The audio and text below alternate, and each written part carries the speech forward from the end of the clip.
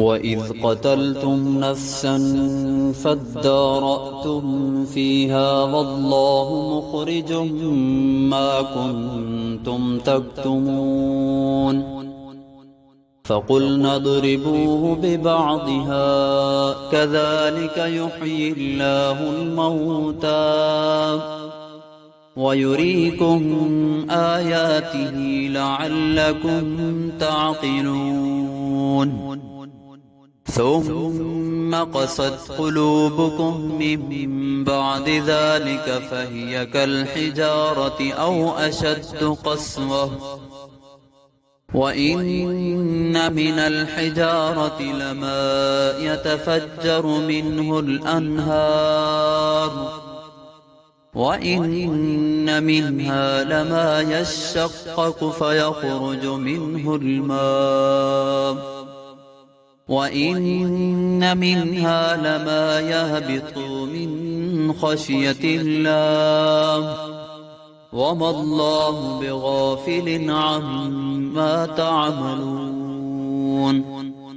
أفتطمعون أن يؤمنوا لكم وقد كان فريق منهم يسمعون كلام الله ثم يحرفونه من بعد ما عقلوه وهم يعلمون وإذا لقوا الذين آمنوا قالوا آمنا وإذا خلا بعضهم إلى بعض قالوا أتحدثونهم بما فتح الله عليكم ليحاجوكم به عند ربكم أفلا تعقلون أولا يعلمون أن الله يعلم ما يسرون وما يعلنون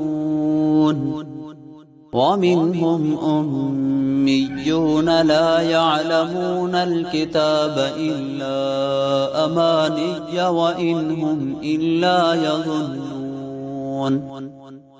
فويل للذين يكتبون الكتاب بأيديهم ثم يقولون هذا من عند الله ليشتروا به ثمنا قليلا فويل لهم مما كتبت أيديهم وويل لهم مما يكسبون وقالوا لن تمسنا النار إلا أياما معدودات